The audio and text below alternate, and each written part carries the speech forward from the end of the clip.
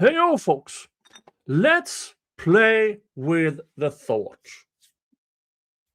that the 227 search actually took place at 6:24 in the morning. Let's just play with the thought and what conclusions we can draw regarding that now when new facts has been revealed. Welcome to the show.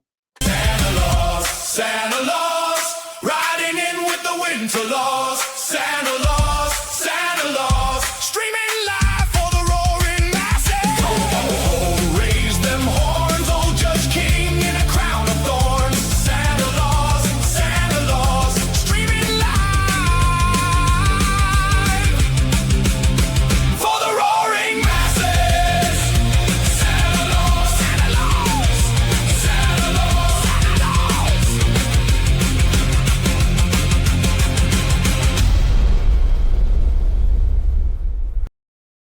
Now, this here is prompted by a footnote in one of the latest filings from the House defendants regarding discovery from Karen Reed. And it is this one. Remember this one? This is the discrepancy of Celebrite, the artefact theory. Further discovery will show that the federal government conducted its own forensic review of McCabe's phone using the RCFL. The RCFL issued a report and concluded that McCabe's Google search occurred at 6:24 a.m. as McCabe testified. Discovery will show that Reed and Carney, through his role in conspiracy, had access to the RCFL report and chose to consciously ignore it to peddle this false narrative. Now, folks, one of the reasons why I'm having such a hard time with this artifact theory, I did some looking around. And to date, in a criminal case, numerous defense theories regarding artifacts have been proposed and utterly failed in similar circumstances like this. You have one of the most recent, most infamous cases, the Alex Murdoch case. Murdoch, I'll keep this up here just for reference. No, not like that. Not like that. Nick, stop it. Should I be up here instead? Yeah, that's good. Okay. The defense in the Alex Murdoch trial had an artifact theory that the step count and orientation data recorded by his iPhone Apple Health app during the window of the murders were unreliable system artifacts. They argued their phone was logging movement automatically while sitting in a moving golf cart or vibrating vehicle, rather than him recording him physically walking around the property. Okay? That was utterly rejected. Utterly rejected. So that is another type of artifact. You have the Georgia Wagner case out of Ohio in the Pike County massacre trial. The defense there challenged the Celebrite geofence and search history data found on devices linked to the Wagner family.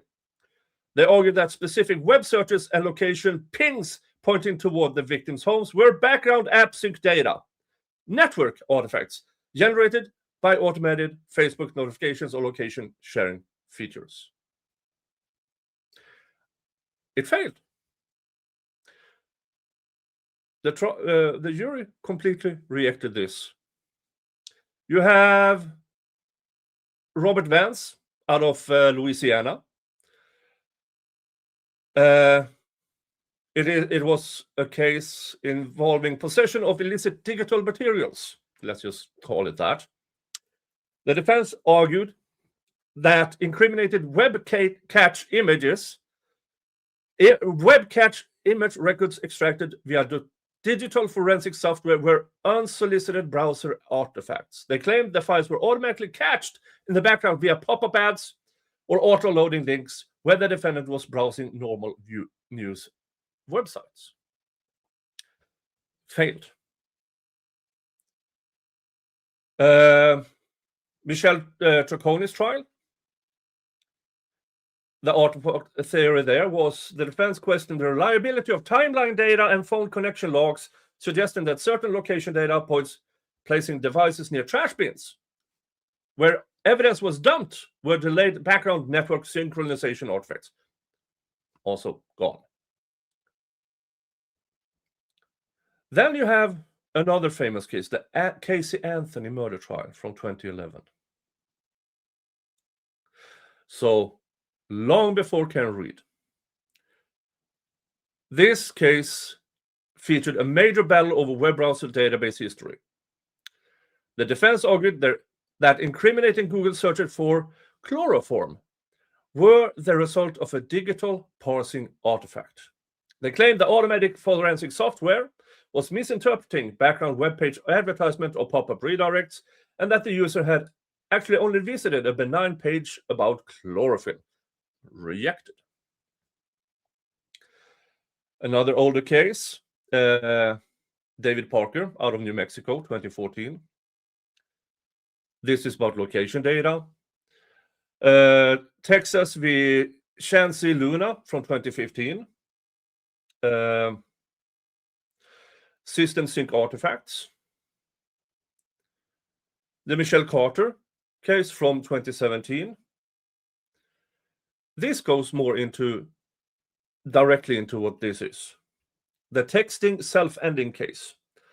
Defense raised technical challenges regarding the sequence and delivery times of text messages. They argued that the timestamp provided in the police reports were cellular gateway artifacts, meaning the system network was grouping and delaying messages, creating a false chronological timeline, offer commands to the victim. And it goes on and on and on. When it comes to defenses, this defense that artifacts has never worked. I now asked around, can you find a civil case?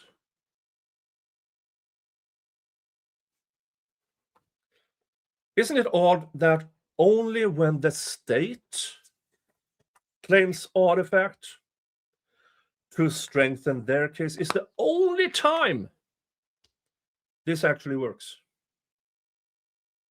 But when the defense does it, in the search, in the other cases I mentioned, rejected. No!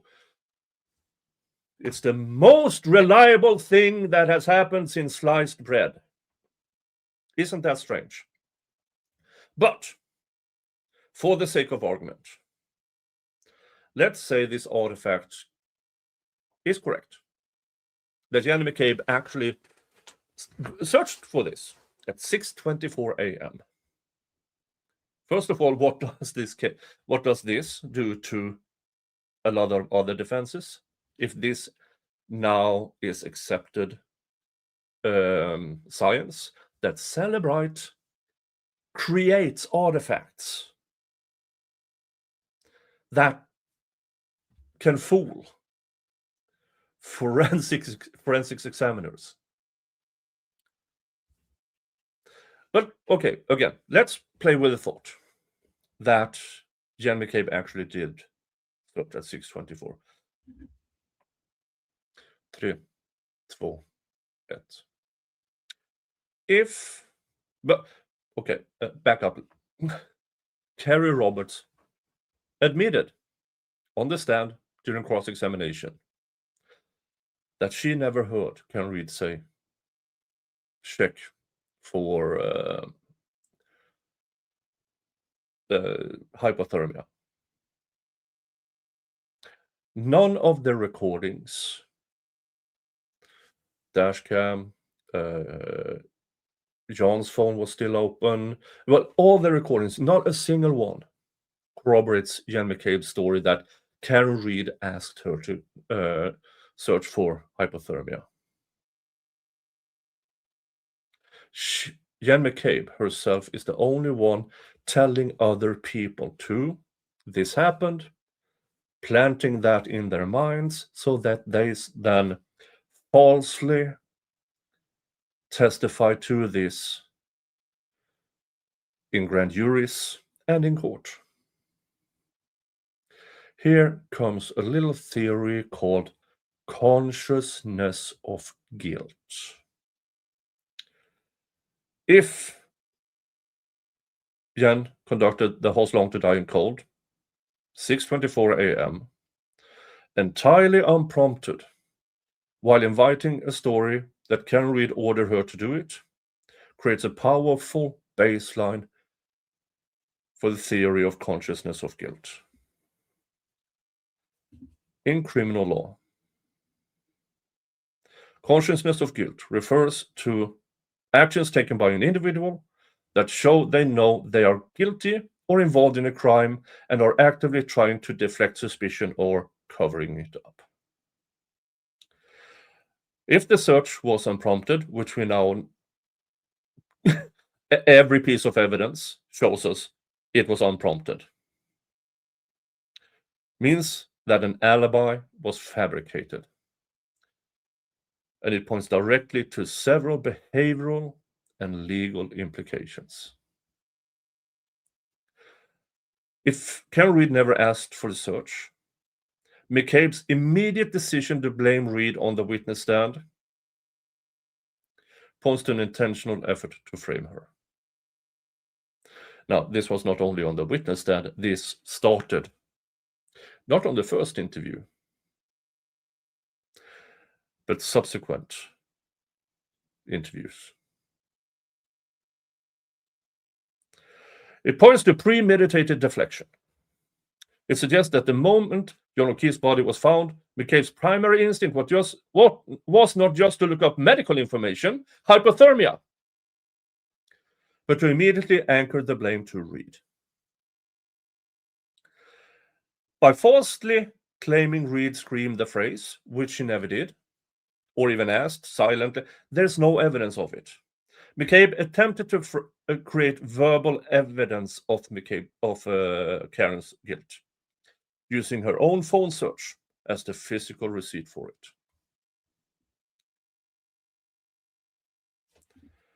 The fact that McCabe claimed Carrie Roberts was there to hear this, knowing Carrie didn't hear it, is a classic marking of a cover-up.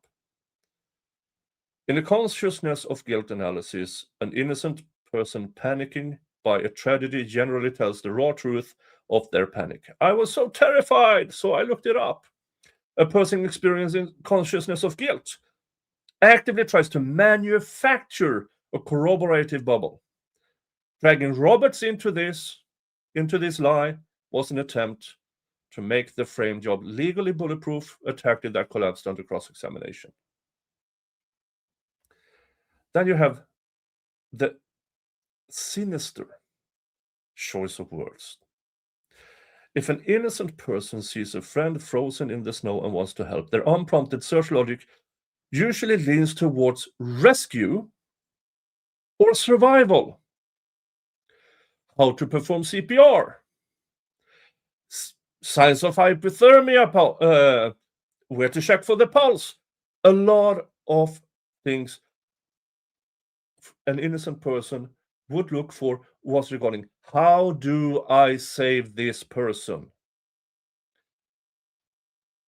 Jen McCabe's immediate thought, if this happened at 6:24 a.m., was to clarify for herself, how long does it take to die in the cold?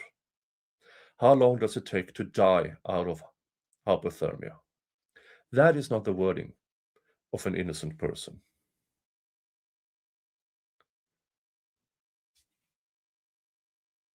Searching specifically for how's long to die in the cold, completely unprompted, suggests that an interest in the timeline of death rather than the opportunity for life. under the consciousness of guilt theory, she wasn't checking to see if O'Keefe could be saved. She was checking to see if enough time had passed to ensure he was entirely beyond resuscitation, confirming the success of the timeline. By lying about the motive behind the 6:24 a.m. search, in the what-if scenario, the 6:24 actually happened at 6:24. Well, that 2:27 actually happened at 6:24. McCabe effectively weaponized a real-time event. Even though the defense's 2:27 a.m. timestamp theory was, well, so-and-so, let's say it was debunked. Let's say, for the sake of argument, let's say it was debunked. McCabe's behavioral actions at 6:24 a.m. still strongly supports the defense's broader theory that she possessed inside knowledge of a crime and used the chaos of the morning to actively construct a cover-up. So no, anti-Karen readers, even if the 2:27 search was performed at 6:24, it doesn't change much. It still points to Jen McCabe in the center of a cover-up to blame Karen Reed for John O'Keefe's murder. Thanks for listening in. You all have a good one. Oh, I just realized I haven't changed t-shirts in the latest recordings. Folks, I am not wearing the same t-shirt several days in a row. What I'm doing here is recording a few of these videos. All right. I promise next video I will have a new t-shirt. Okay. Thanks for listening in. You all have a good one. See you in the next stream or video. Bye-bye. Santa Claus, riding in with the winter law.